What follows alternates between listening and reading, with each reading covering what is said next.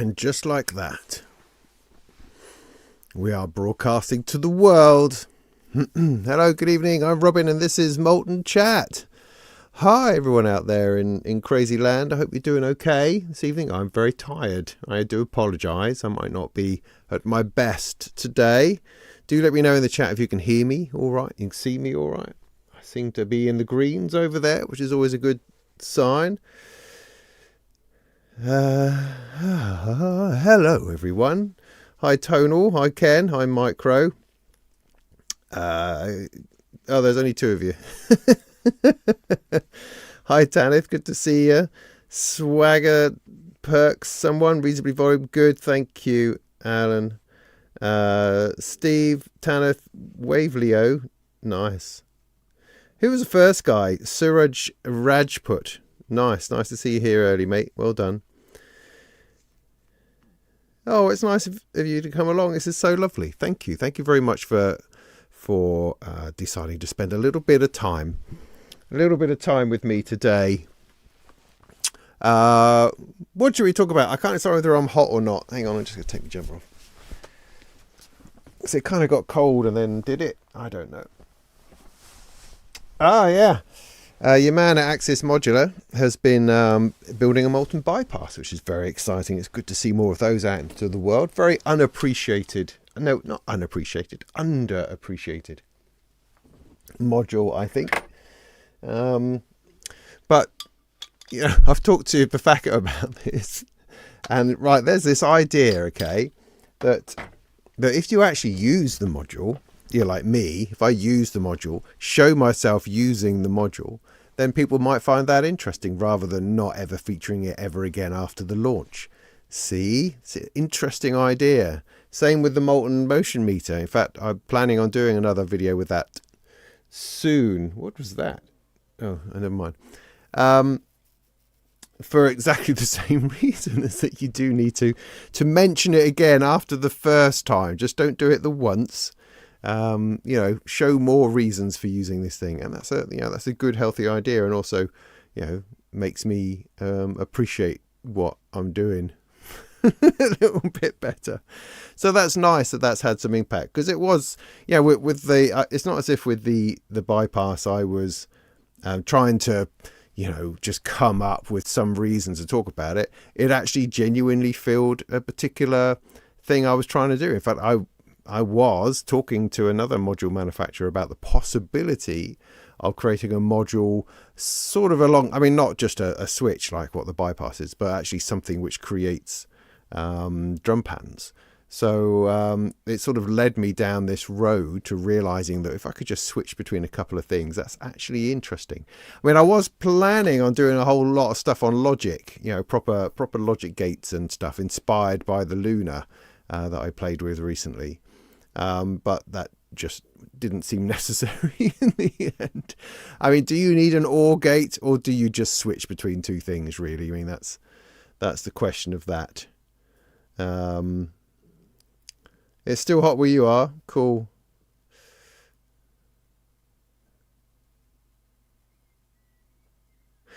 Technomatic, yes.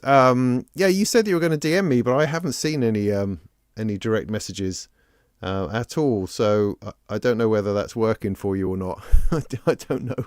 Maybe it's held off in some spammy place. But sure, drop us an email or something old-fashioned, and I'm sure we can work that out about the speed editor. Yeah, great. That would be super helpful. Needing to trying to create some space because I've had all of the. Just find something to talk about.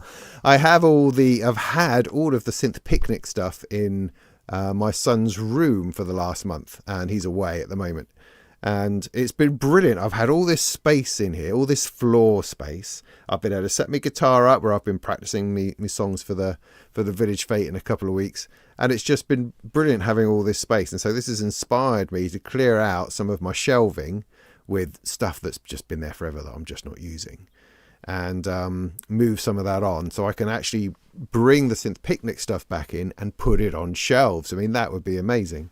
So it's not just sitting right in the middle of my space. So it's been really nice having that. So yeah, the speed editor is one of the things I pulled out of the back of my shelves going, oh yeah, look at this. That's actually a real thing. People use them. I'm told it's very, very good. So yeah, get in touch via other means, because I'm pretty sure, unless there's something I haven't looked at in Messenger.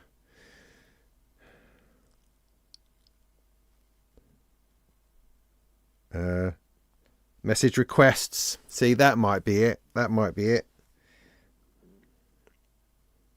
You know, I didn't even know that button existed. Okay, gotcha. All right, yeah, no problem. We'll talk about that. I haven't had any other inquiries, so that's fine. We can work that out. I'll have a look tomorrow. See, there's always somewhere else you can look for these bleeding things.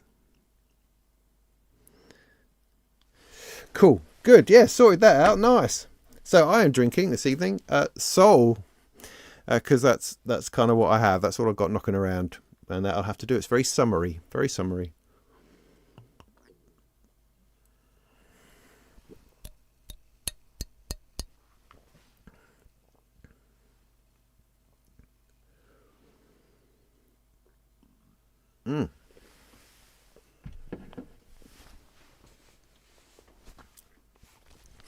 So yeah, today I've been up since all hours as usual.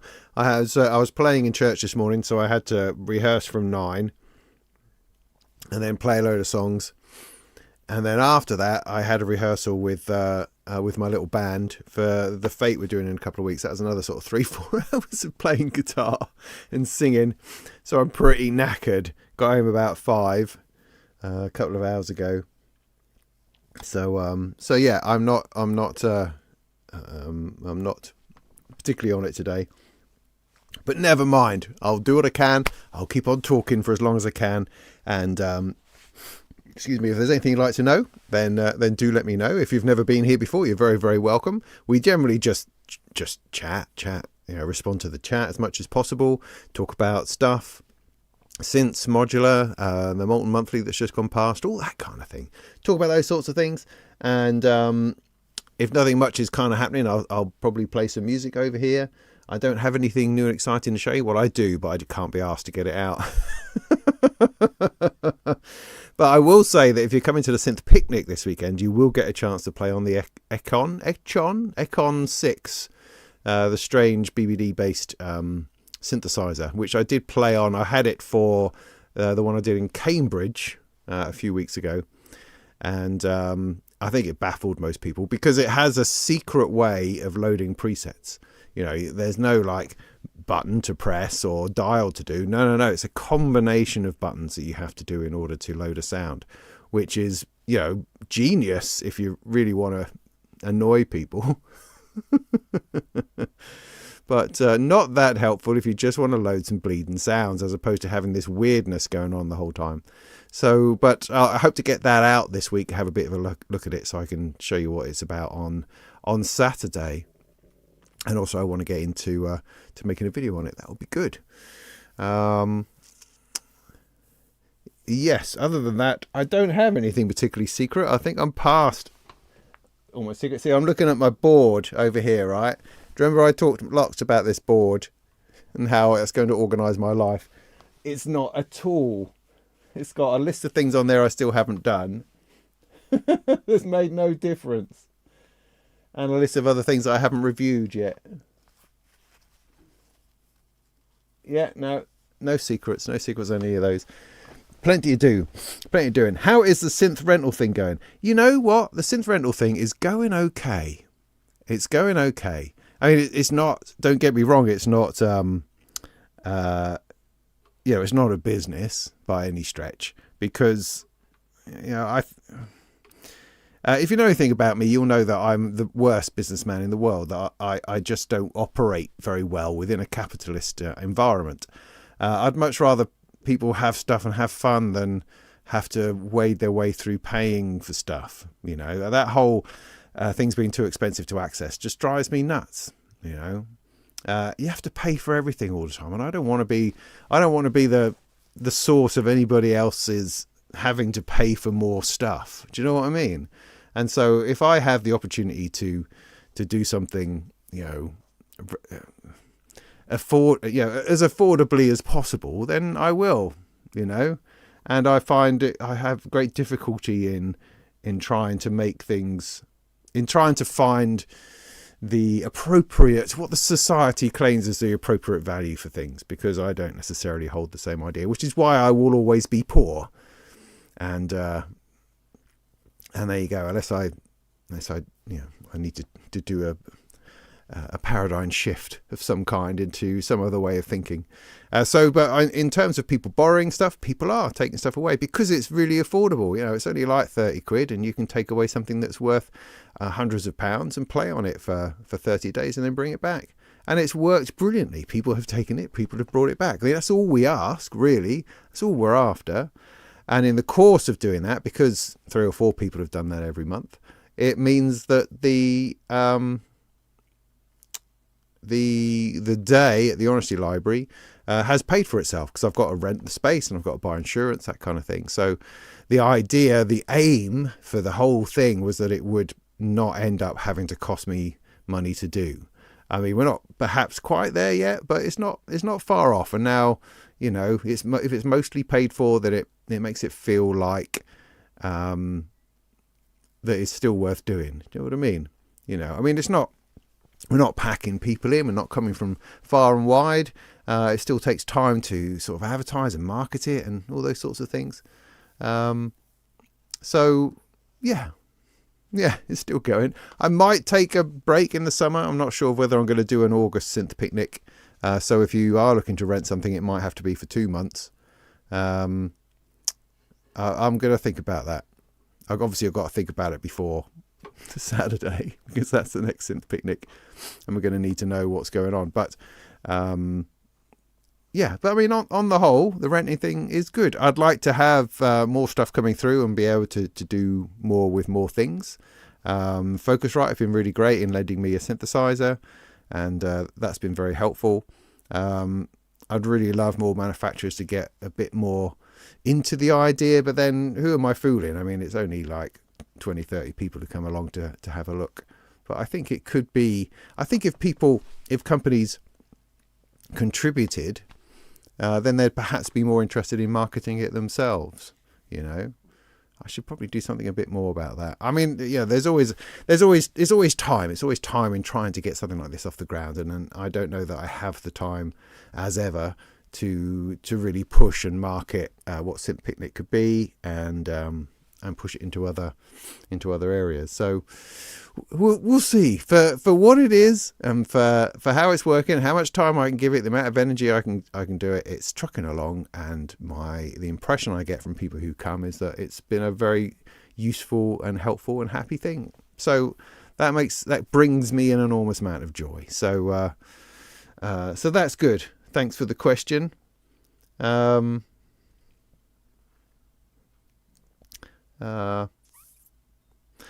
been thinking again about a permanent place, because there's a new set of containers coming online down at Saviour's Yard in Norwich, which I've been looking at as a possible permanent home for Synth Picnic.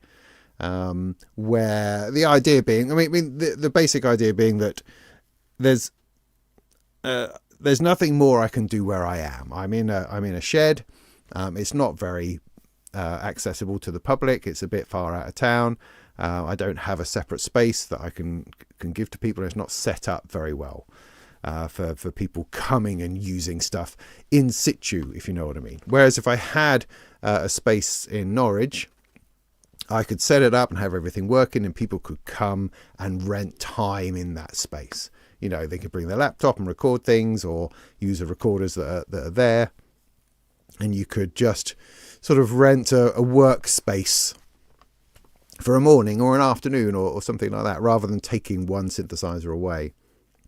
You could come and use a bunch of stuff, and I think that's an interesting idea. Plus, it could be somewhere where I could do little courses, so maybe 5 people could come along, and we can work on some Eurorack together, or work on a little workshop, or a DIY or something, or do some training.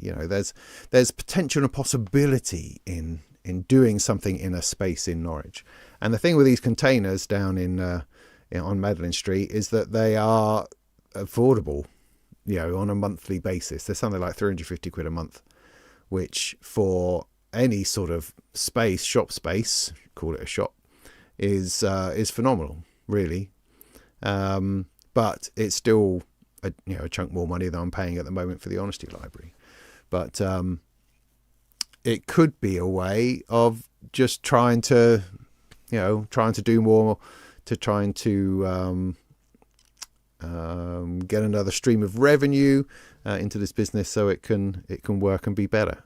So that's an idea. One slight fear at the moment is sort of like the heat that we have at the moment. Is that going to be just impossible to work? Because it's hard to work in my shed here. So how is it going to be in a metal box? That does concern me a little bit. But there you go. It's also a bit off the beaten track. So there are pros and cons, but I can't find anywhere else where it would really work. And the other thing is there's a major upheaval to my way of working now, which is being at home when, like tomorrow, for instance. Tomorrow I've got to make a couple of phone calls about my kids' A-levels, and I've got to take a parcel somewhere. And all those things are much more difficult to do if you work or in a place, or I'm in a place where I have to be because people are using it, So it would be a massive change to the way that I've been working for the last 20 years in this shed. But these are things to contemplate. I mean, what would be ideal, I think, would be for some ridiculously wealthy person to say, hey, I will sponsor you for a year. Here you go. I'll pay your rent on the container for a year. You go down, do your thing, and see if that works. That would be ace. Because then I wouldn't actually have that pressure of having to achieve anything. I could just go and see whether that would be interesting and work out. So, but who knows? Who knows? I don't know. Who knows at this point?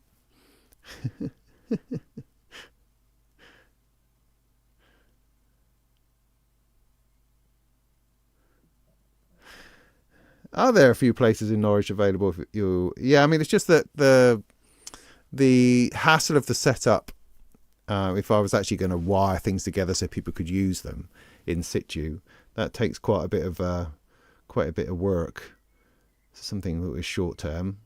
It just really depends what it is. It means like I reached out to the people who run the Royal Arcade, because there's nearly always an empty shop in there, and just to say to them, look, hey, I run this thing, which is a community thing. It's really cool, and it's lots of twinkly, flashy lights, and would look brilliant in those curved glass shop fronts in the Royal Arcade, and would look far, far better than just having an empty shop. How about you let me, pop up in these shops for a couple of months while it's being refurbished, or something of that nature. Because it's an interesting idea. I mean, it ends up being a lot of work, maybe. I don't know, but it's kind of a nice idea. But with all these things, it's how on earth do you find out about them? How do you get to do the actual thing? How do you ever speak to the right person? Is always a problem. And then there's also the question of, am I actually a community group, or am I some kind of business trying to make money, or am I a freelance, or what? Am I a charity? Can I set myself up as a community project thing? What does that mean? There's a lot of stuff in there that I don't know anything about, that I would need to spend a lot of time on. But interesting possibilities. I mean, I definitely feel that there's very little more I can do where I am to improve my situation. So I feel I have to do something. Can't just keep doing the same thing. But we'll see. Yeah, containers can be hot, can be cold. I know. I appreciate that. That is the problem. More opportunities have I set up as a charity? Possibly, but I don't know how to do that. CIC, yeah, that's the other possibility. It's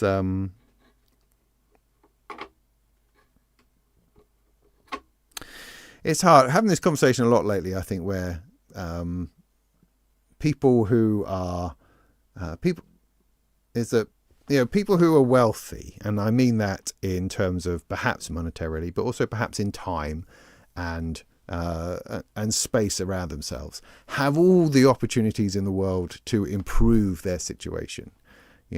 Whereas people like myself who are struggling to pay the bills, who don't have spare cash about the place, who are trying to make ends meet as best they can in their situation, you just don't have either the time or the spare cash to put into researching how to do the thing you're doing better, and how to be smarter about it, how to become a charity or CIC. It's a whole other thing I'm going to have to learn about, and I just don't have the time to put into those sorts of things. But it's a slight sort of frustration where if you're already successful, then you can be successful in so many other different areas and different ways. It's trying to get to the point where that's possible is the barrier, always the barrier, I think. But anyway, I don't want to sit here moaning about stuff. I feel incredibly fortunate that I'm able to scrape some kind of living out of making music and talking about technology and doing content, writing stuff. Working in this industry to me is I feel incredibly privileged to do so, and so I don't really want to moan about it. But we've got a kid going to university in September. Don't know how to do it. But hey. Anyway, blah blah blah. The other thing is get rich quick schemes, right?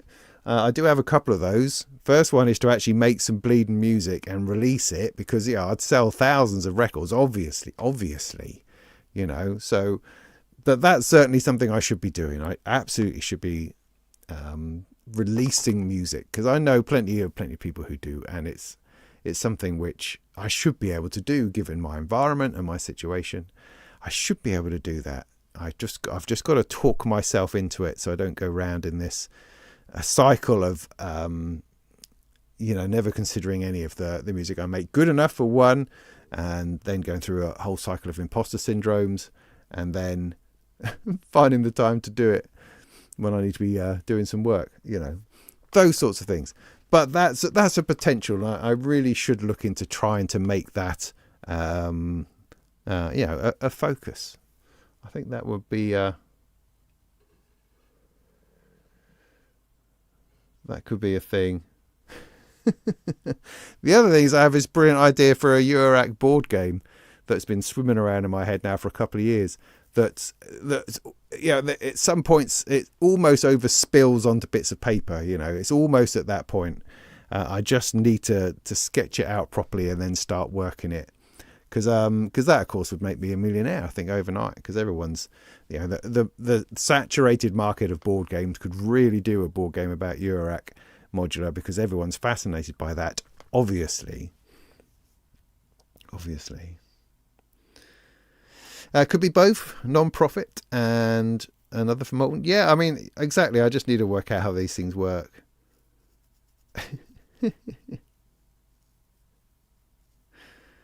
Yeah, no, it can be, but that's life, mate, isn't it?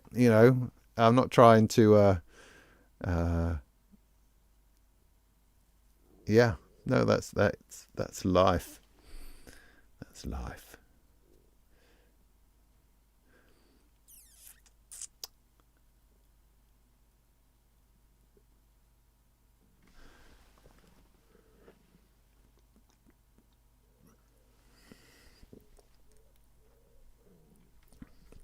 Yeah, definitely snakes and ladders.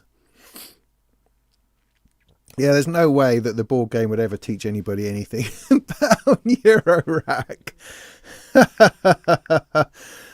Yeah. Yeah, no, it wouldn't really teach you anything. It can't, because it has to be slightly fantastical, really. And,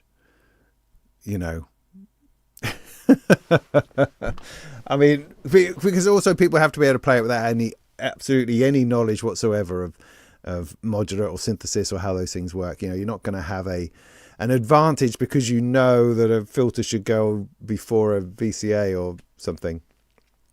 You know, that's not the point. I mean, in fact, the point is that within my conceptualization of the game, it doesn't even have to be modular synthesizers. It could be power generators on an alien world. You know, it could be building a sailing fleet or submarines on Jupiter.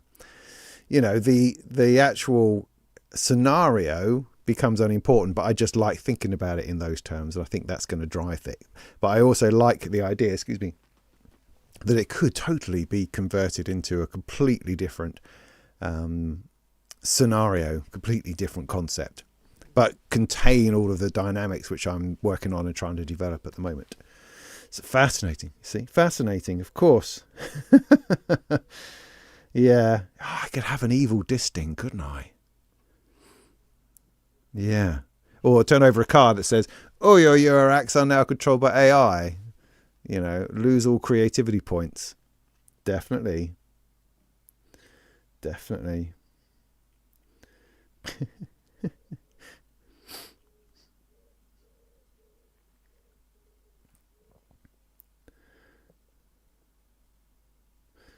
Yeah.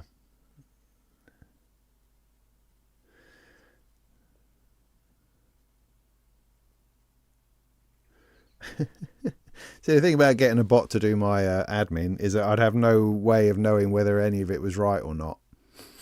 I'd just find myself turning up to an appointment somewhere that doesn't exist. Yeah.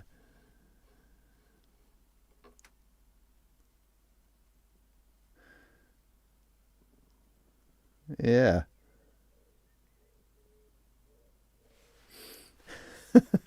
See, there's no end to the possibilities.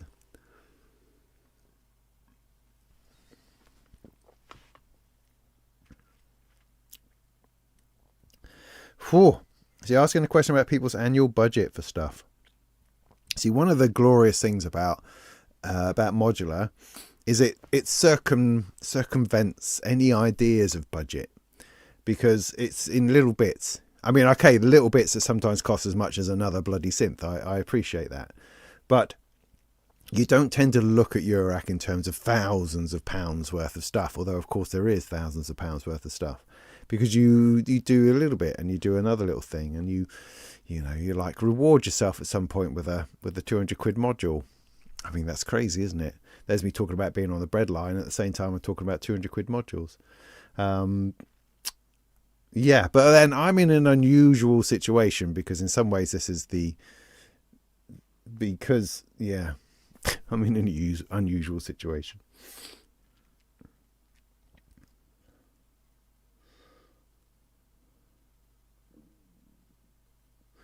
But in terms of music tech and instruments generally, I mean, if you have a computer, there's absolutely no problem in starting with freeware synthesizers, freeware music making software, plugins and such like, and you can get started that way. If you're looking to, if what interests you as the hardware side is having actual physical things, then there's a really good lot of reasonably good quality, affordable stuff these days. And I think having a relatively small budget would mean that you look at things carefully, and once you have a thing, you spend a lot of time with it.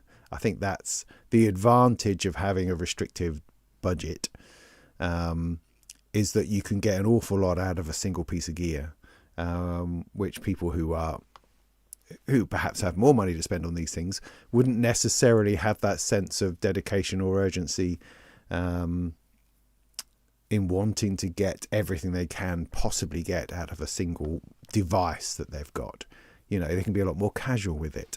And while it's nice to have new stuff and shiny things, you will get far more and learn a deeper level of use out of the one thing that you can afford. So I quite like that idea.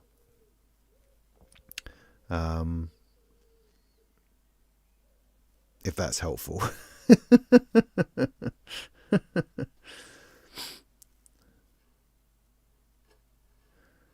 Yeah, indeed, it is an assumption to think that you are budgeting, because I don't think anybody does it on purpose. That's the weird thing about Eurorack. You sort of start playing with it, and to start off with, it's kind of bemusing and baffling and kind of stupid.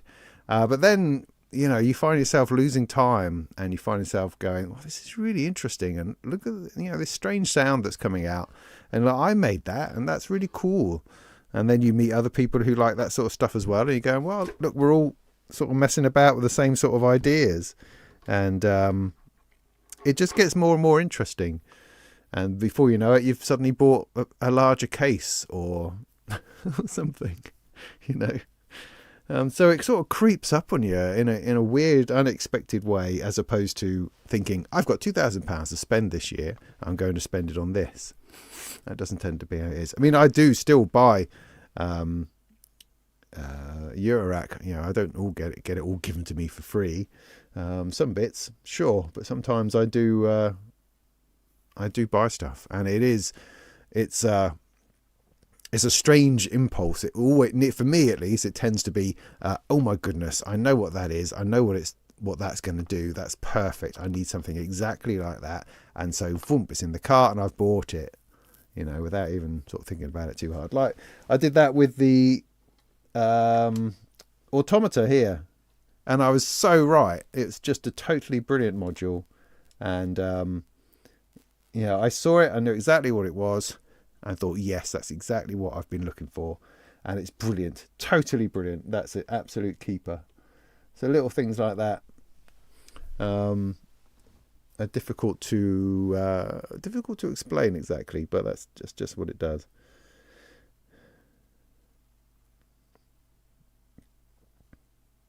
Start with the music thing modular workshop. See, this is really weird. It's sitting over there. I still haven't spent any time with it, which is frustrating to me.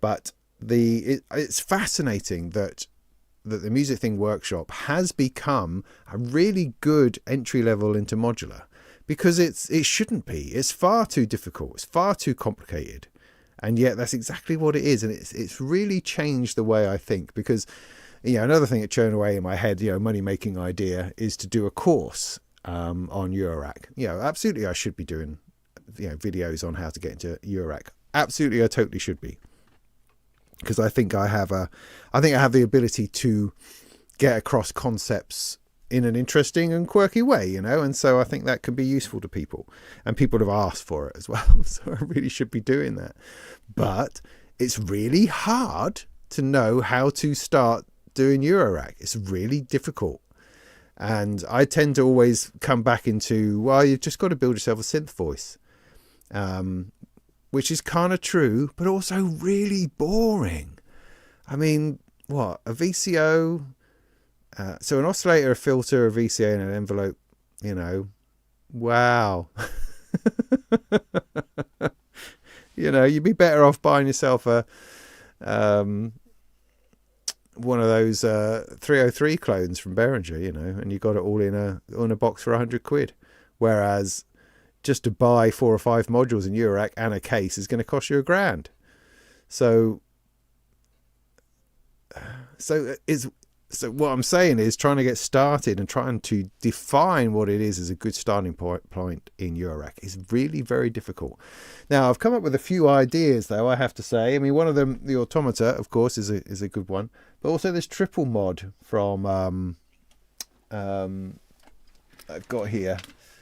You're not going to be able to see it, are you? This one, I'm pointing at that one. I don't know whether you can see that or not. Anyway, the triple mod from Thonk is excellent, because it has first of all, it's modulation, so you've got an envelope, and you've got an LFOs going on, but also you've got like a Turing machine output. So you've got a random output that you could use as a sequencer. So that's very cool, and all of that within 3 channels of stuff. So it's got a lot of stuff that it can do. So it's a brilliant little module, a great one to have. And that's a lot more complex than you would imagine. Getting something with which is a simple envelope or a simple LFO. So yeah, it just takes more thinking than you'd think. So yeah, I say the workshop has really been quite inspiring in that people are really connecting with it, and that's great, and it's complicated, and that's okay. So we shouldn't be underestimating what a new person would actually be able to do or cope with. I mean, it's similarly at Synth Picnic. I had all of my modular out in my little colourful cases, and this woman came and sat down and played on it for like an hour, and she had no previous modular experience at all, and she just was totally transfixed by it. And it was as complicated as anything, all sorts of stuff going on. So there's that danger that we underestimate newcomers' ability to see what it is that's going on. They may not fully understand, and of course any kind of training in introduction to Eurorack would need to talk about what control voltage is and how it works, and those sorts of little bits of foundational stuff. Absolutely. But the actual building of the first row of modules could be a lot more complicated than I was thinking. So that's interesting. Yeah, it's another thing that's on my my to-do list.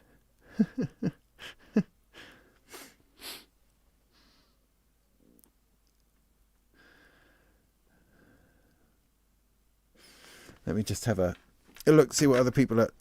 Go back. Talking about. There we go. A Euroboot sale. Yeah.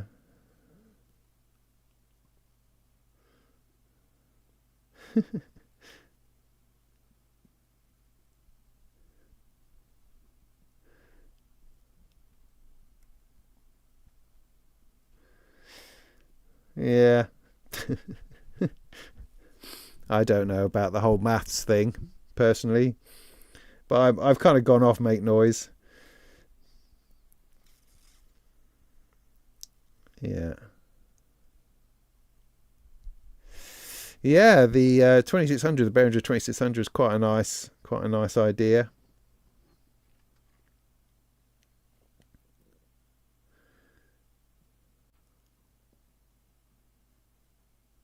Yeah, no, it would be a video intro course. I wouldn't be writing it, It would be.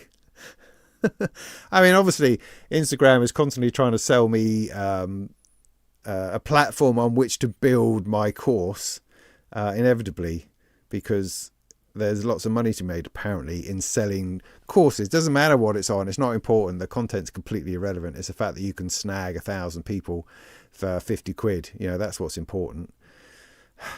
That's just so frustrating, But I do generally think that I could do an introduction to modular video or two. I mean, the concept in my head is that because you can't really define what Eurorack is, you have to do a number of different ones. So in my introduction, I would include stuff on VCV rack. I'd include stuff using semi-modular synths. I'd include stuff using modular, and also DIY. So those sort of 4 different approaches to how to get started with modular, rather than Eurorack specifically, but modular more generally. And I'll do an introductory video which includes all of those, and then offer courses which take you off in whichever direction you want to go. So something based on VCV rack, something based on semi-modular, blah, blah, blah, yada, yada, yada, yada. And make those, turn those into some sort of course, a series of videos that you can pay for, just to, to see it as a way of supporting the idea, and for that sort of level of work and detail that you need to go into to have that sort of thing worthwhile and to have some value, then I think it's worth paying for, potentially. Yeah, it could include all sorts of things like I don't know, whatever you like. Send you a T-shirt at the end of the thing, whatever. But I think that's a possibility. But again, it's a huge chunk of time to invest in that. I'm going to have to see about that.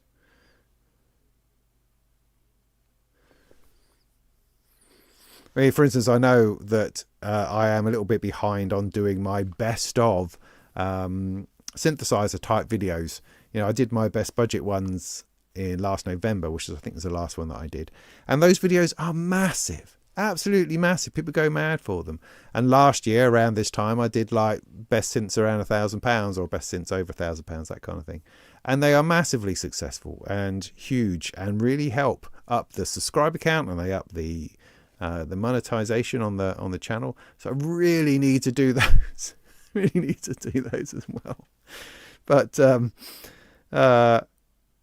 yeah, just got a lot to fit in. A lot of good stuff though. Just got to keep fitting it in.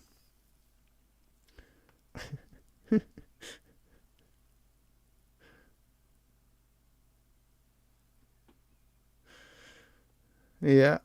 See, but everything has its pros and cons. You see, this is the fascinating thing about it. It's like with semi-modulars, they're great, but they're also not great. And I find that quite interesting, because it is a great way to start in Eurorack, but it's also a great way to avoid Eurorack, because you don't actually have to patch anything.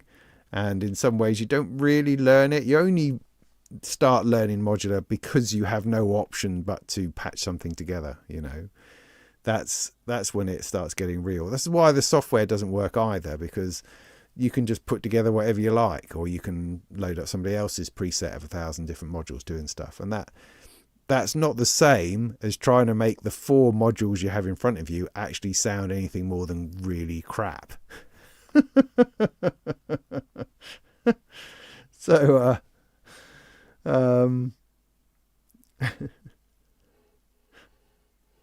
how did autocorrect put the spelling bad, Ken? That's what I want to know. But semi-modular is another way, is another absolutely legitimate way of looking at things. Oh, it's funny, isn't it? What a funny world this is.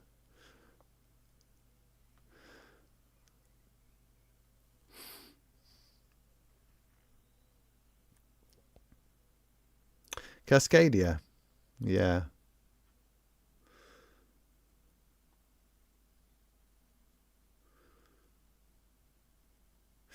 Yeah, take some thought.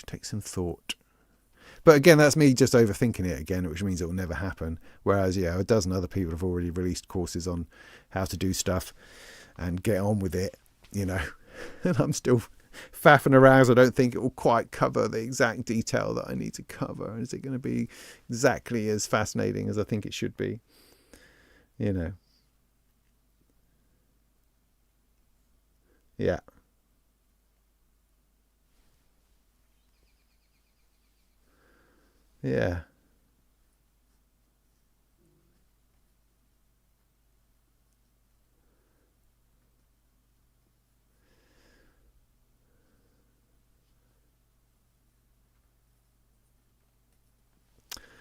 Synth 809, when you say you use Substack for video and written, what do you mean? Do you mean you use Substack as like a subscription way as a paywall for videos? Is that what you mean? I hadn't thought of doing that. I was thinking of something like Vimeo, or doing it through Patreon. If I can work out how Patreon works. They keep changing it. Anyway. Where do you want to go with your music? That's a very good point to consider. Yeah. Is it even important?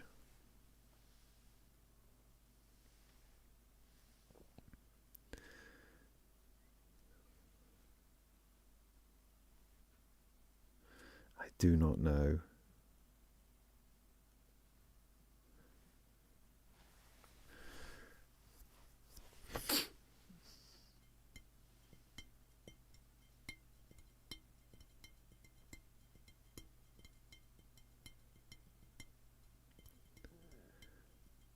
Isn't the struggle just another part of the journey? Oh, yes.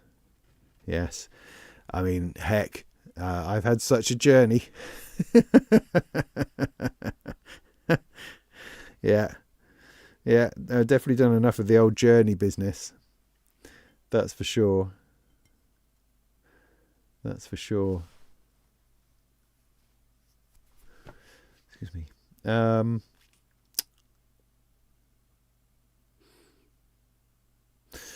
Cool. So,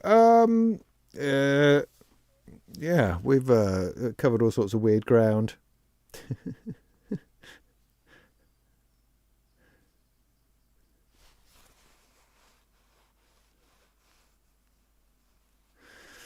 Nice. So, what was I going to say? Yes, something that came up recently, which I thought was quite interesting, um, which is the concept of humanization.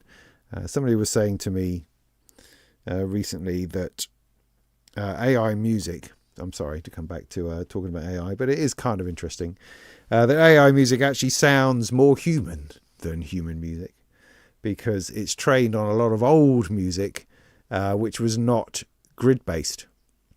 So actually when you produce music in AI, it tends to come out with a groove and a feel, which is very human, as opposed to, for the last 30, 40 years, humans making music have just made it all on a grid.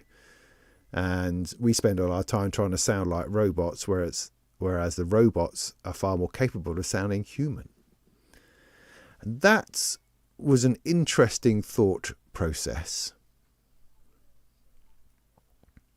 which I'm just going to contemplate again.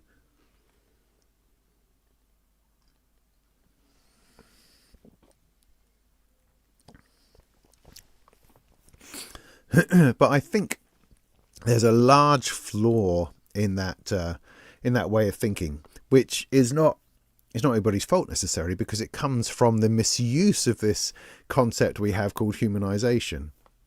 We like to believe that to be human somehow is to be flawed, is to have imperfections. And so in order to feel authentic, we like to add humanization to things which are a little bit too perfect or ordered. We put in a little bit of swing either before or after the beat, or we put in a little bit of probability or variation on things, excuse me, in order for them to sound more human. But that as a concept, I'm coming to think, is actually complete nonsense. There's no such thing as, or what we believe to be humanization is nothing of the kind. Because whether you're making music on grid or off grid, completely loose and free and unfettered from any kind of mechanical order, or if we're making music absolutely bang on, quantized to everything, it's still human. The level of imperfection in a piece of music has nothing to do with its humanity, nothing to do at all, which starts to lead you down the road of asking the question, so what is then human? Which is something that we haven't had to ask before, because the assumption has always been, or rather there's been no assumption because it's just been fact, that music comes from humans. We've never had to consider the idea that it's come from any other source. So we find ourselves in quite a unique position, I think, when we're starting to have to think about whether something is human or not and what that means or not. And I think to use terms like humanization, which have existed for reasons, I don't think that's actually helpful. I don't think that answers the question. I don't think that's right. Because I think if we're not there already, then we soon will be at the point where AI music will be indistinguishable from something a person can knock out. And what that means, I think we have to continuously reevaluate what we mean and what we do and what our intentions are and whether that matters, and who are the winners and losers, who wins from this and who doesn't. Those are the questions, I think. But I think it's a mistake to try to see that we can identify human input into something through its imperfections. I think that's completely wrong. While it may be true to some degree, I don't think it's a right statement.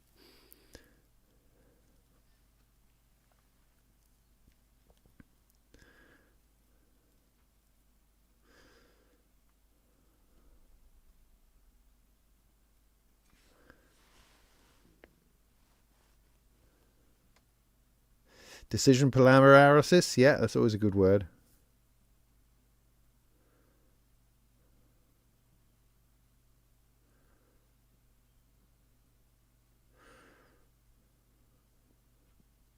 Okay, Synth809, thanks for that. I will put that onto my onto part of my brain which considers things.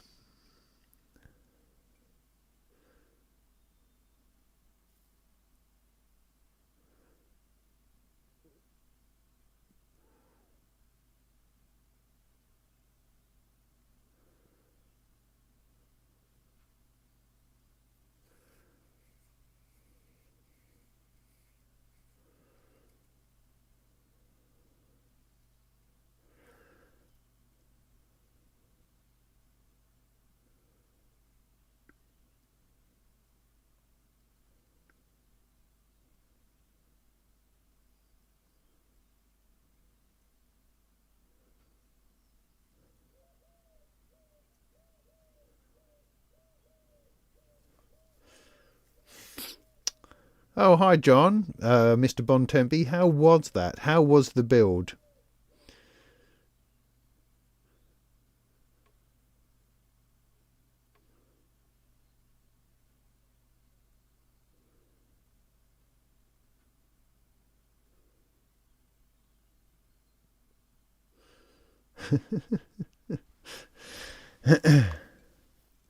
Ken, you're not making any sense.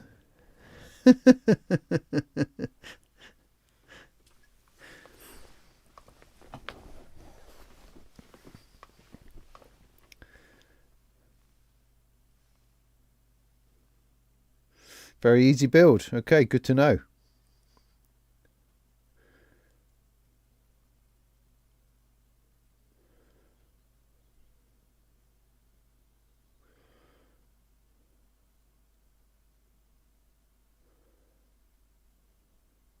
It was an awesome patch, is what it was. I'm trying to remember which one it was. I think it was Delia she was playing. I wonder if I've changed that, because it's sitting over there. Yes.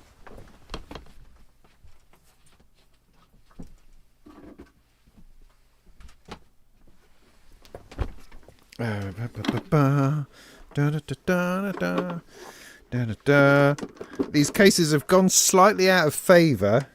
Was it this? Because there's a lot going on in that. Don't suppose it really matters. Because on one of them the handle's kind of just about to fall off, which I kind of thought would happen because it's all 3D printed, and it kind of made me feel that at some point those handles are going to fall off, which it did. But in this one, which is Delia, I've had this set up very similar for a long time. It's got the Neo Trinity, which is awesome, complicated. It's got a pizza and a crust, awesome, complicated. It's got the black and blue combination of an emulated, funnily enough, analog oscillator and filter, which are great, and some effects. That was kind of it. So I don't really know what she was playing with, but she was great. I mean, funny enough, I've rented this to a guy who's not had modular before as well, and they had a great time. I said I had no idea what he was doing, but it made all sorts of extraordinary noises.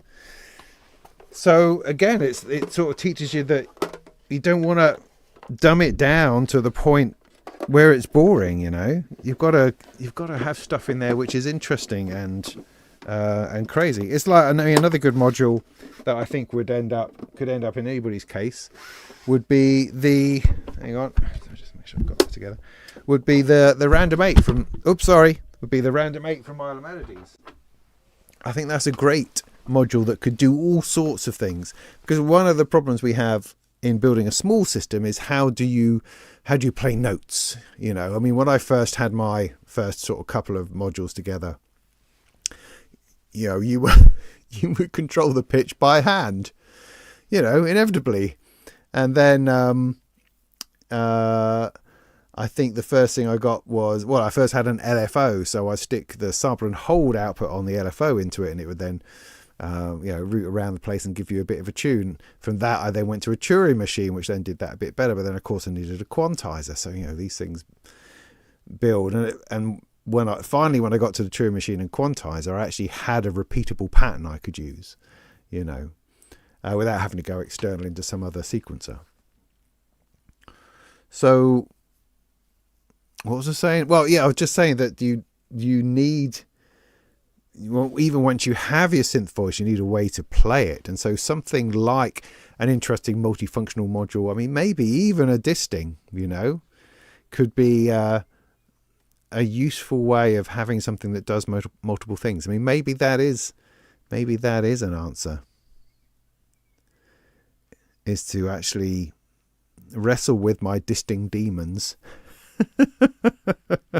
and point people down that road, Oof, woof. But something like the Random 8, which is doing random generation, sort of Turing machine type stuff, which is lockable and interesting. So you've got modulation and you've got tune writing, but then also you need a clock. So it doesn't have its own clock, so you're going to need a clock from somewhere. You can't jump straight into PAMs. That's ridiculous. You need some other form of clock. Goodness me, I say, coming together with a simple system is not simple at all.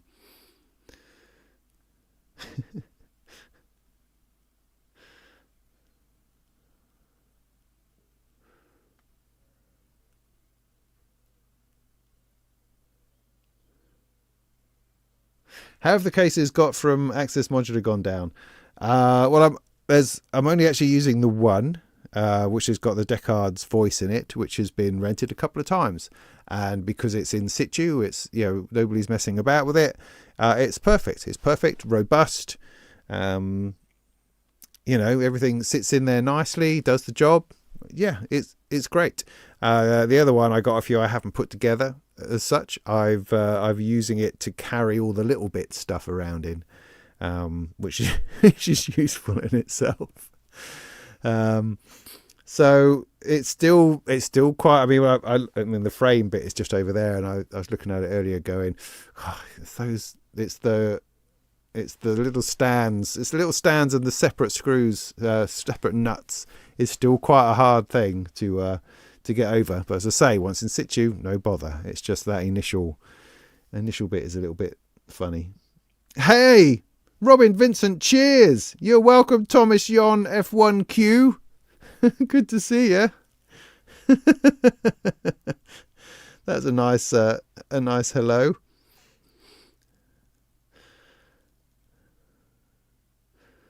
Some Bastille are kind of complicated. Yes, they are, but very capable. Yes.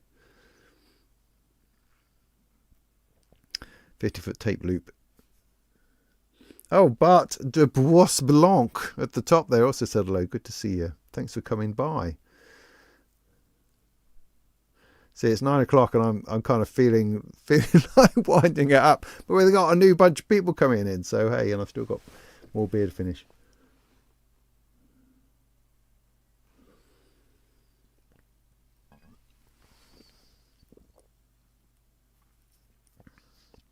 Greetings. Have you all come in from DivKid's live stream? Because he sneakily snuck one in there at 8.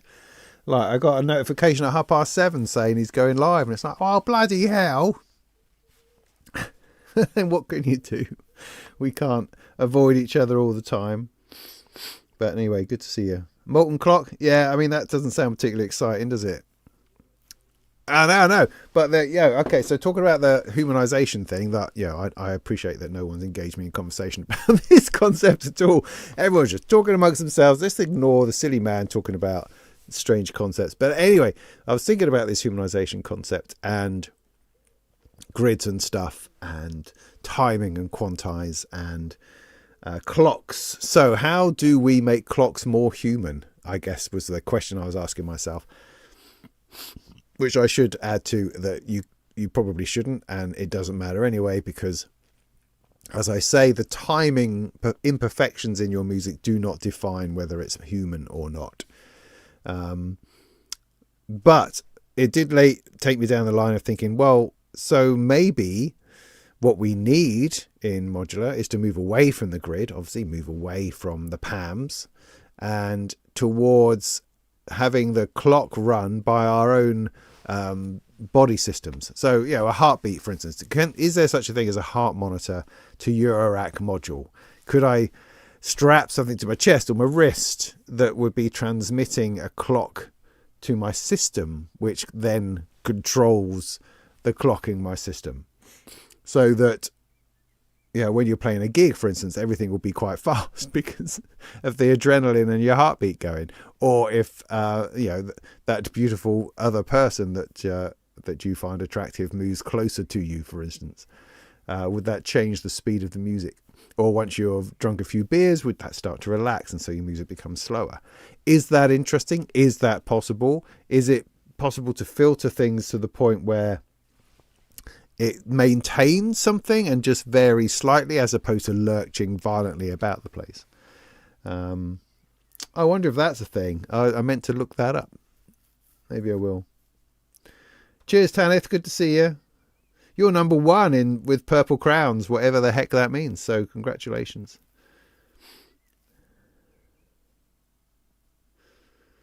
Yeah, use LFO as a clock. Yes, indeed. I mean, one of the early modules I got, which was a genius buy, actually, was the Batumi full channel LFO. And that served me well over the years because exactly it could, with the square wave output, it can absolutely be a clock without any bother. And it was. So it was a clock and a sequencer for a while, as well as being the ability to move filters and stuff.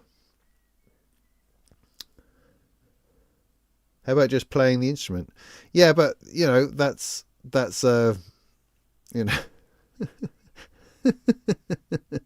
inane comment from Arcane, in that that's not the instrument that I have. I am playing the instrument with clocks and sequences and loops and patterns. I'm not playing it with my 2 fingers because I don't have enough fingers to play all the sounds that I wish to play at once. I could go off and play piano, sure, but that's not what I'm doing, is it? I'm playing with this. So that don't work, do it? Doesn't work. Yeah, random chaos gates, that'd be good.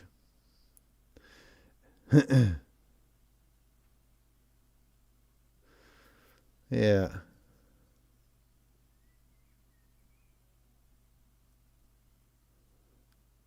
See, the interesting thing, YMO 1965, about the clones of Mass Marbles and Stages is that they are complex modules. I don't like either of them. I don't, they're all mutable instruments modules, which are beautiful and very well put together, but complicated and require a lot of thought and a lot of integration into stuff. They're not simple modules by any stretch.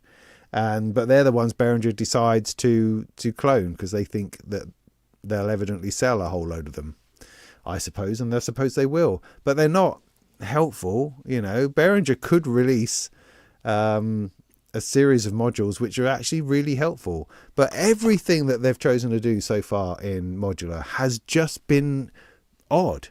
Like, I don't know, I don't quite understand it. The person behind their choices is I don't know, working to some other I don't know, some other plan that just doesn't seem to make any sense.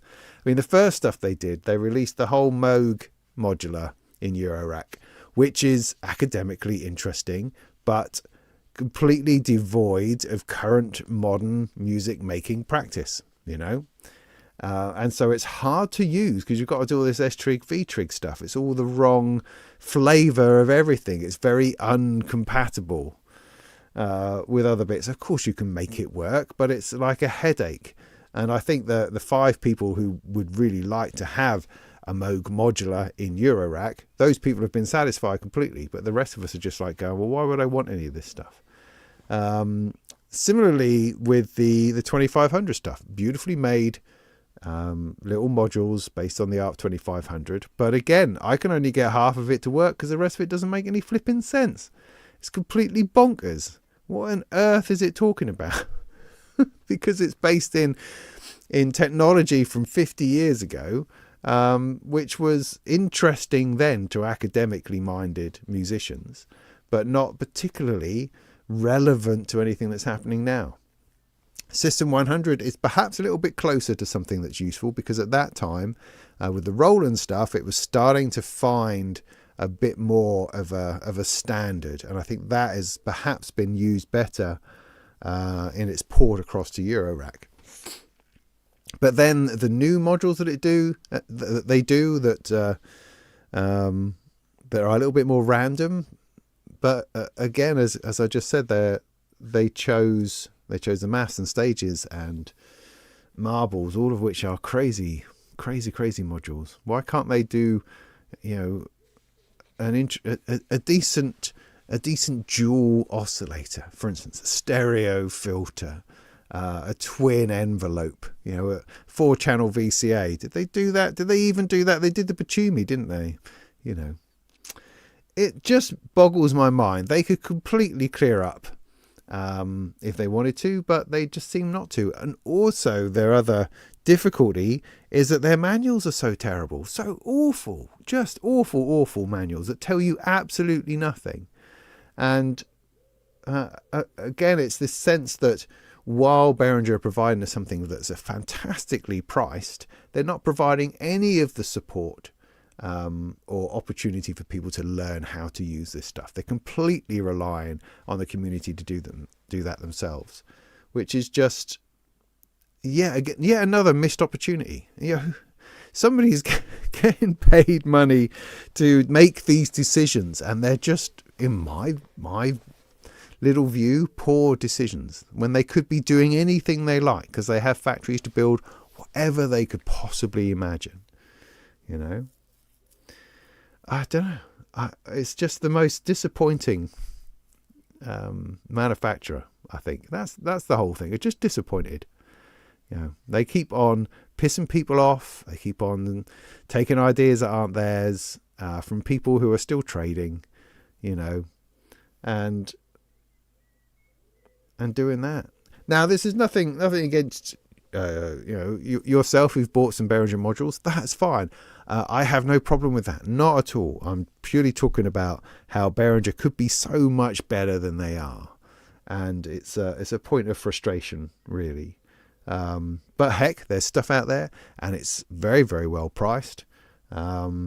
It's on a little bit flimsy in places, but very well priced, and you can put together a system with Behringer modules that will work really well. But it's unnecessarily complicated, as you're finding. But if I was clever, I would be doing a course on Behringer modules, wouldn't I? That's what I'd be doing. It's like one of my top performing videos is the one where I sync together the MS-101 and the RD8, the two Behringer things. Before Behringer went nuts, I bought these two things. I thought they were very, very exciting, and I still like them very much. But I had to do a whole video on how to sync the two together because it wasn't working, and there's all sorts of stuff you needed to do because Behringer hadn't put the time in to make it work like they're supposed to. So there are opportunities for people to make videos, popular videos about these popular projects. It's very, very possible. Yeah. Everyone has an opinion.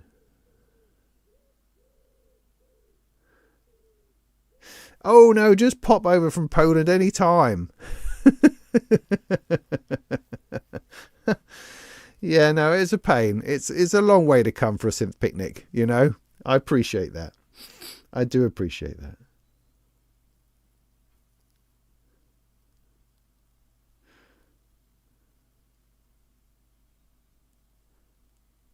Arduino wrist monitors. Okay, cool.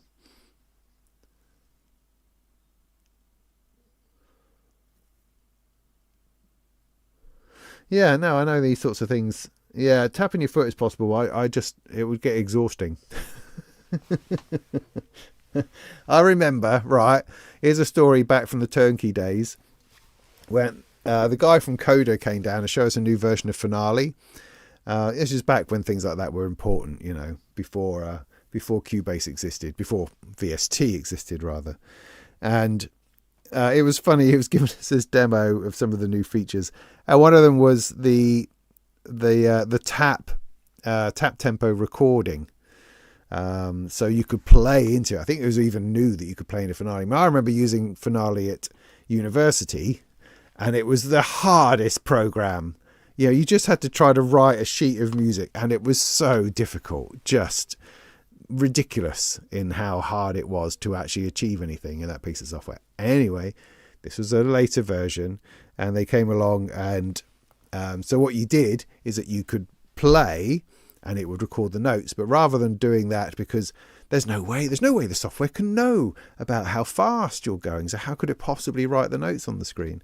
And you go, oh right, yeah, no, so how's it going to work that out then? Well, you use a foot switch, and what you have to do is tap on the foot switch as you play, and then you can slow down and speed up and such like as you play, and it will notate it perfectly, which was brilliant. It was just completely hilarious watching this old guy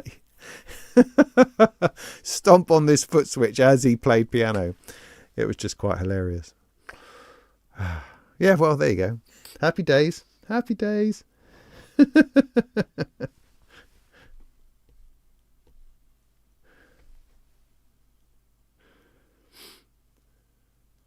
Yeah, well, there's always a winner with B trig to S trig.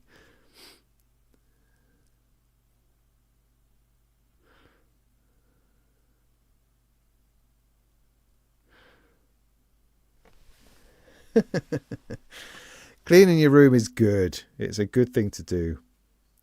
I'm finally going to take a trip to the dump. Yeah, with the TA38 and the Digi 002 that I was throwing out. Remember, nobody wanted them, so I'm throwing them out.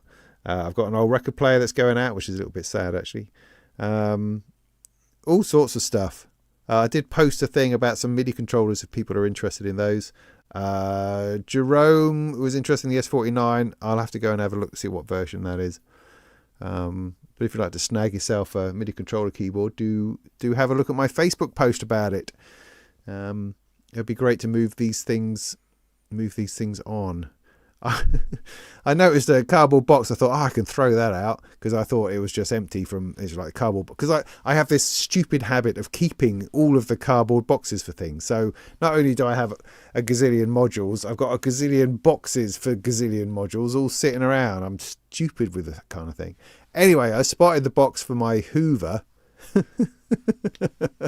So, which is a nice long box like that. So I grabbed that, was about to sort of throw it across the room, and discovered it's absolutely packed full of my old CDs.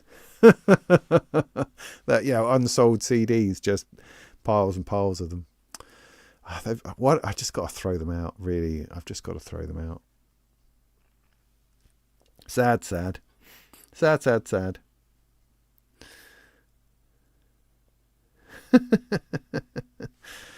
Oh dear.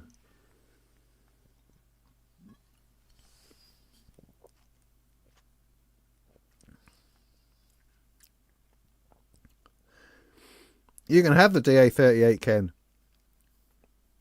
Postage is only about 400 quid. No, you can have it, mate, for free. If you want it, you can have it. If we can work out how to post it, you can have it. Yeah. I still do intend to send you the What's It Back, Arcane. I just haven't gotten around to it. You'd be surprised on how difficult it is to get to a post office when you live in the countryside. But I do mean to do that. Really?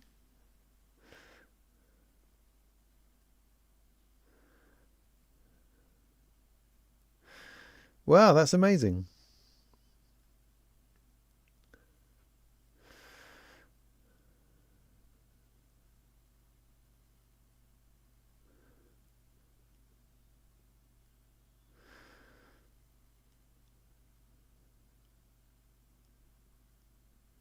Yeah, no, perfect.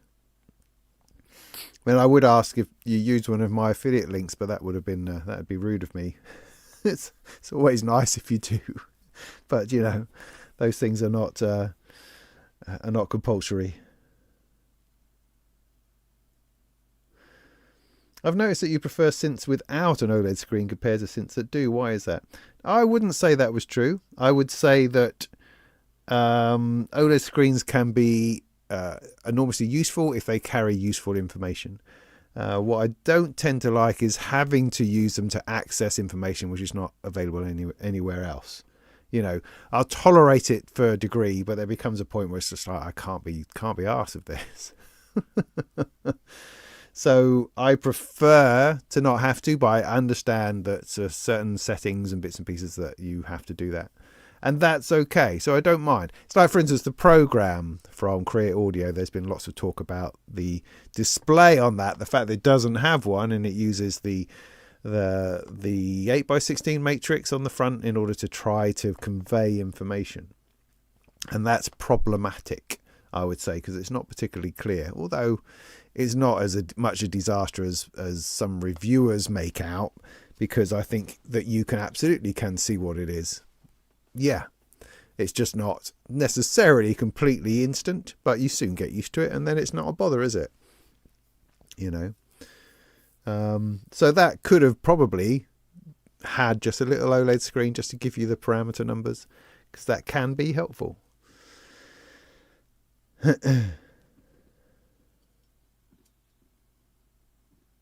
Yeah, no worries, mate. No, I was just curious. I what was the outcome of the Bob Percy sale? I believe it all went. Is my understanding. I ended up with a little silver, well, quite a big chunky silver case that I plan to fill with modular at some point, which is cool.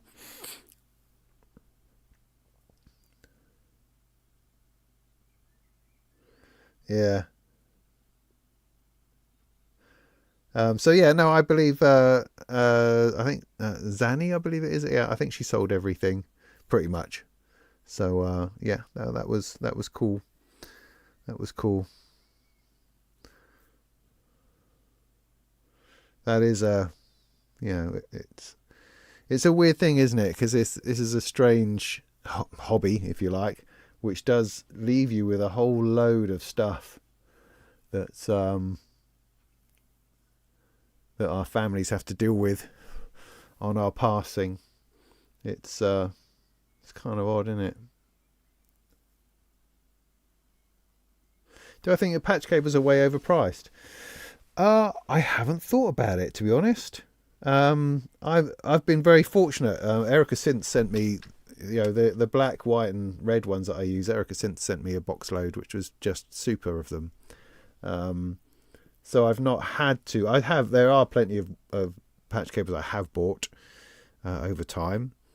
£7.38. Are you sure? This weighs a ton, this thing. No, Ken, honestly, send me your address and I will send it to you. I'll wrap it up. Like I say, I don't promise that it works. It's sort of worked, but I haven't got it to play for a little while. But I believe there's ways of fixing it. But you're very welcome to it. But you know, just on the understanding that I can't get it to play anything at the moment, but it does turn on. I'll wrap it up. I have to find her because it's not boxed or anything. Do you want the 002 as well?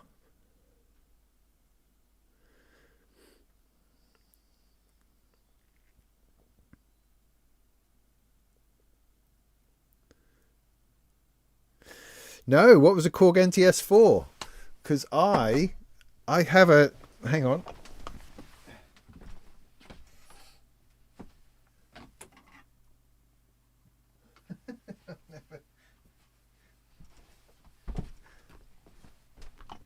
What's that? Oh yeah. Because I've had this knocking around forever. I forgot I had it, and I don't think I've even ever done anything with it. And this is what, the 3? Yeah. So what's the 4? I never knew there was a 4.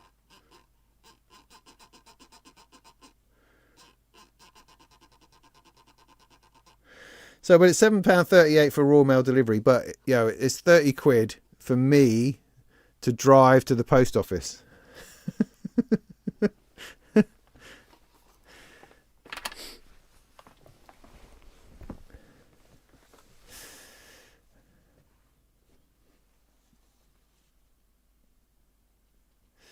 It's a mixer. Oh, I completely did not see that. Did not see that at all. I'm interested enough to look it up. 6-channel desktop mixer with built-in effects. Bloody hell. Alright. Alright, not dissimilar from the Vulcan mixer, I guess. But with built-in effects, that's flipping awesome, isn't it?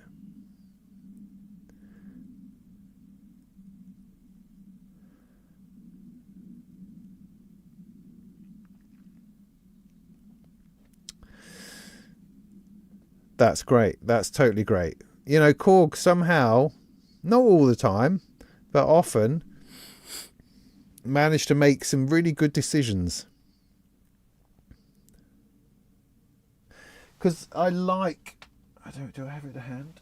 Oh, I don't think I do. You know, I really like the assembler from Create Audio. I think it's a really good device. But I do struggle with the knobs. I feel the knobs are too fat, too close together. Doesn't really give a good feel. But the feature set is good. The connectivity is good. It's too big for me to stick in my rack. This will probably be similar. In fact, it doesn't even look like it's Euro rackable. But the fact that it's got some effects built in, I think that's really nice. Potentially.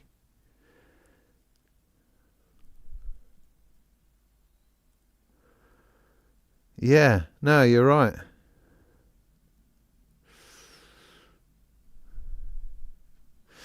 Interesting.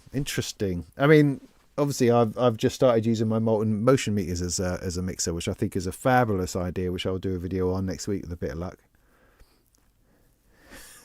Post office pickup is cheaper. Now, I'm just fooling. I'm sure we can work it out.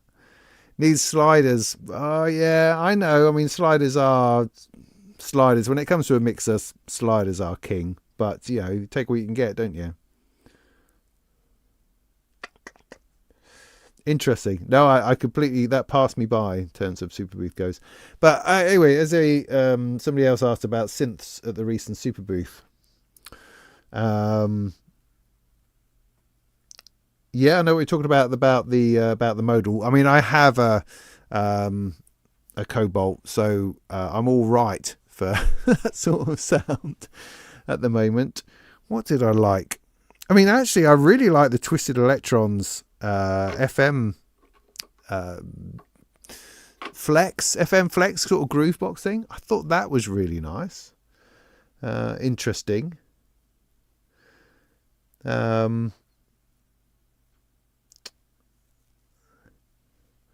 What other synth? I might have to go and have a look.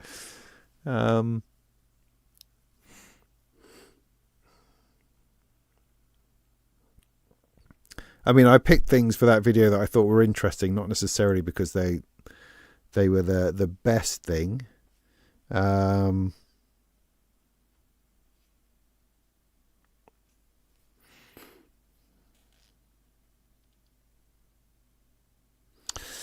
No, interesting. I don't know. I mean, there were certainly things I'd like to play on. Certainly, I'd like to play on one of the GS Music synths, on the Bree 6. I thought they were really quite nice. There was...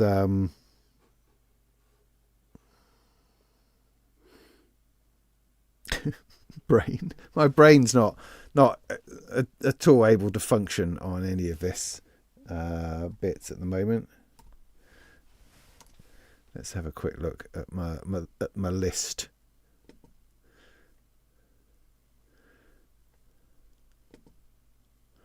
To remind myself.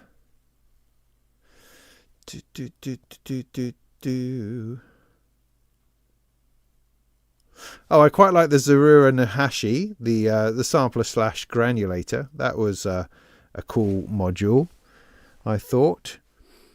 The Kalimba, I can actually see myself using something like that. Certainly. For hum synth, the compacts, the Ziggy. I know people really like the Ziggy. I feel it's it's quite simple as things go. Well, yeah, there wasn't. It's funny. It's a funny collection of stuff. It's funny what I found interesting now looking at it. What was I thinking? I mean, there were things that were there that I saw previously. For instance, like the Plinky stuff. Those panels I thought were flipping amazing. They were really good.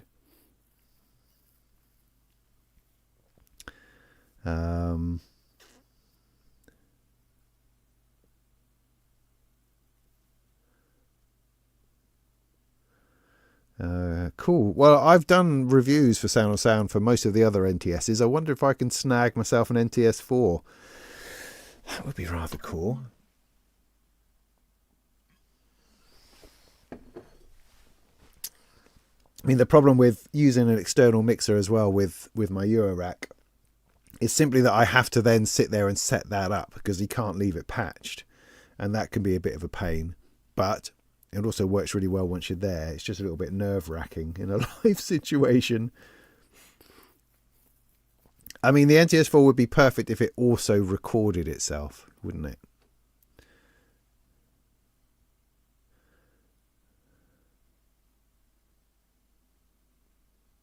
Yeah, hardware synths is always the way forward, mate. With caveats to that, because there are plenty of hardware synths that also tie you into things if you're not careful. If they're very software run, that can also be a factor if you can only edit it through an app or other bits and pieces. So, but a self-contained piece of hardware will always do the thing that it says it will do as long as you haven't broken it. And I think that's becoming more and more useful these days.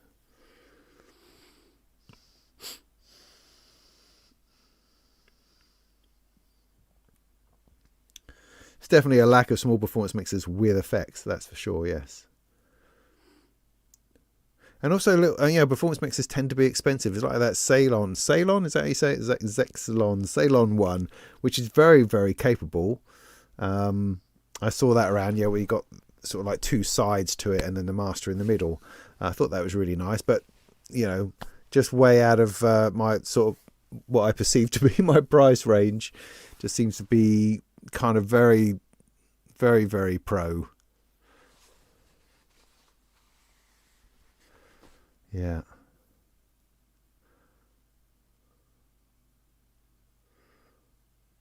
Cool. Well, yeah, that was a surprise. I hadn't seen that. Had not seen that.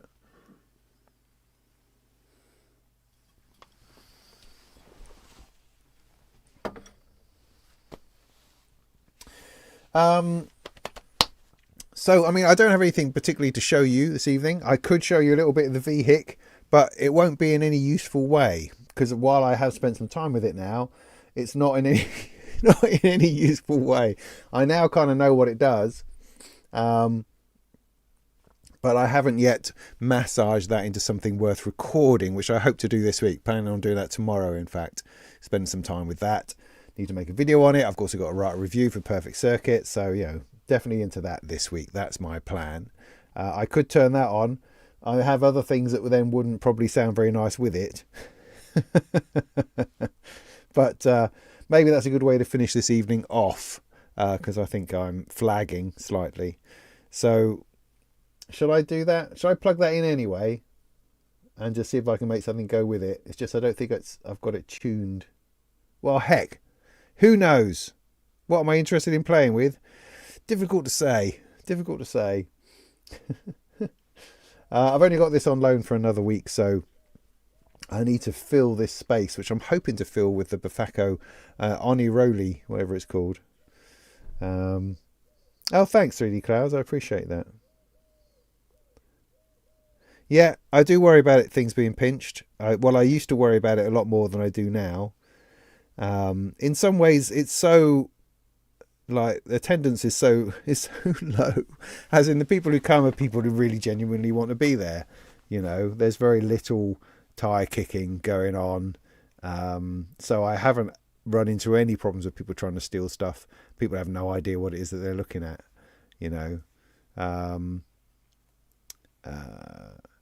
So So yeah, security hasn't been a problem. I thought it would be a problem. It may yet be a problem, but I haven't so far ran into any problems at all with that. There is a second bottle. I know. I appreciate that.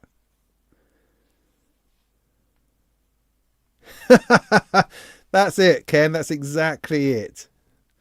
That's exactly it. Yeah, the sounds crap jam that somehow comes good at the end. That's exactly what I do. That's what I do. So I'm going to have a go at that. I'm not turning anything off, you know. I'm just going to start patching this thing in, and I'll check back in the chat a little bit. I'm not planning on doing half an hour's worth of jamming, but maybe for the last 10 minutes or something.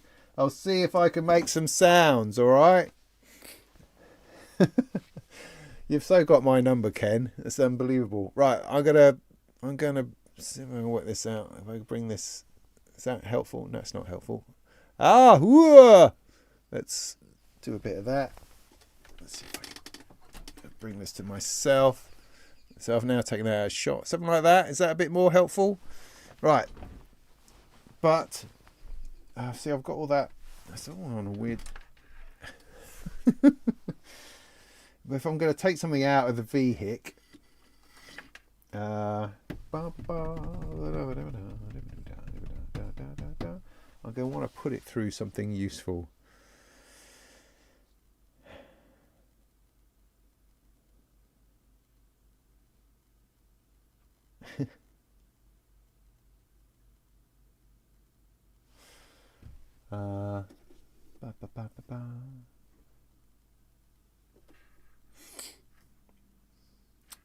I've got this, so that's coming from that. All right, so if I got that going through the bypass, if I take that, all right, I'm going to steal that. But then I just don't have enough effects in here. That's part of my problem at the minute. Sod it. Let's start with that. What am I doing with this? Does anybody know what I'm doing with this cable? Oh yeah. I'm going to do that into there. There we go. Fantastic.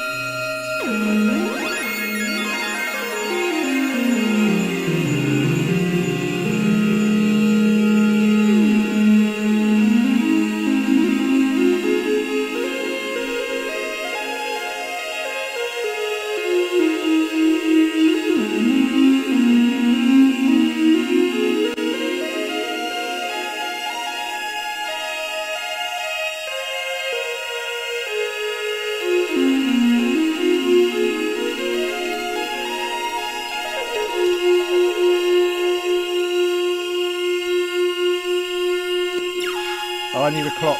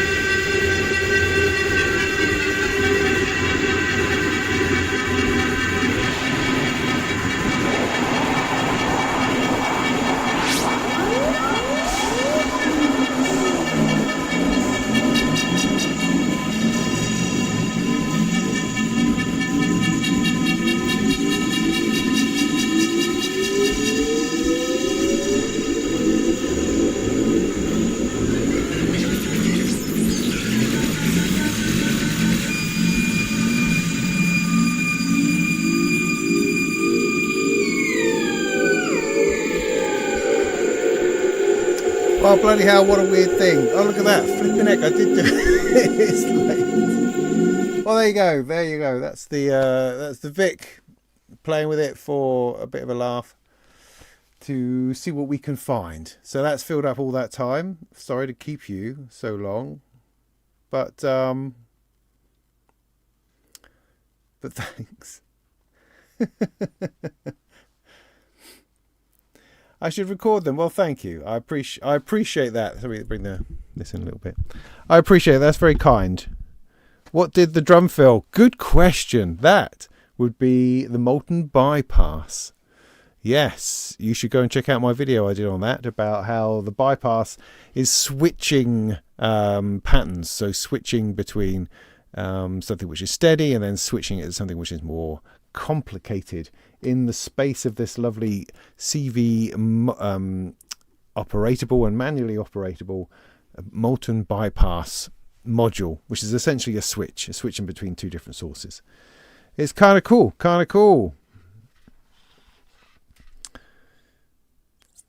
NTS3 be a good riser module. Okay, yeah.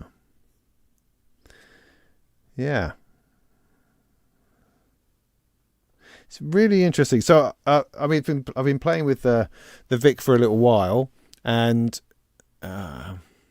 there's a lot of weird stuff going on, but also it's just a wavetable module. It's also actually quite simple and can be quite melodic.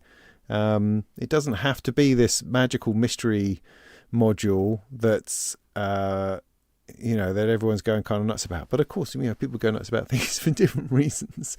But I've found it quite surprising, but I'm hoping to spend a good day with it tomorrow to try to really unearth what it's about. With a bit of luck, that's my plan, and maybe shoot a video either tomorrow or Tuesday to show you my findings. That's the plan with that, but it's fun, absolutely, and a little bit kind of like, oh, I don't know what I'm doing, even though I think I know what I'm doing now, but then sitting here with it, no, I don't really know that I do.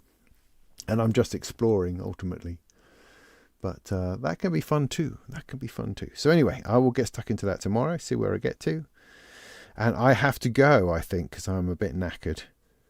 Was that really half an hour of me fiddling about? That's just crazy.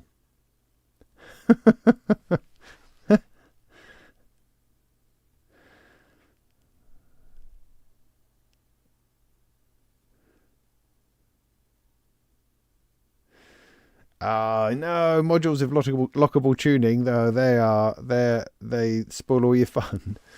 No, that sounds like a good idea to me. Right, good. Thank you, everyone. That was nice of you. Thank you very much.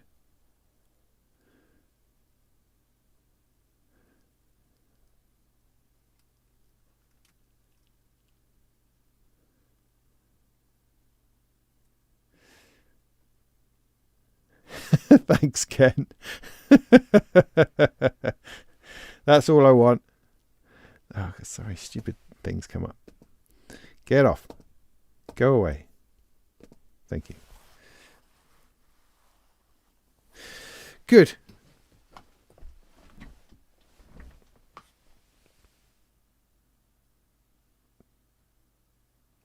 Nice. Thank you. Thank you very much. So thanks for your time. That really in the way. Thank you for your time to this evening. That was good. I've got I have an opportunity this week to make some videos on stuff, so that's what I'm going to get stuck into, which is great. So video on the VHIC or Vic, whatever it is they're calling it. I want to do a build on the One Eye Roll. That's for this week. Also maybe the Econ 6. That seems like a lot to squeeze in. So I've also got some writing to do for Perfect Circuit. So yeah, lots to do, lots to get on with. I hope that's helpful. Now, don't forget this synth picnic this Saturday. I'll also have to make a quick video about that tomorrow as well, I suspect, to get that out there. So that's coming up also. But thanks for spending some time with me. I hope that's been useful or interesting or something. Who knows? But thanks nonetheless. It's always appreciated you spending time. That's great. So, good. Go out there in the heat, in the last of these days that we have upon this earth, and make some tunes. I best I'll turn it back on again.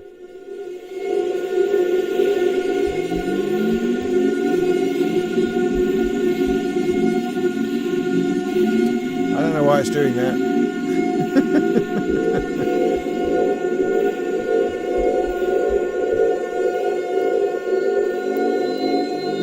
Is that the one? I can't see. Hang on. Oh, it's feeding back. That's the one. All right. I'll see you later.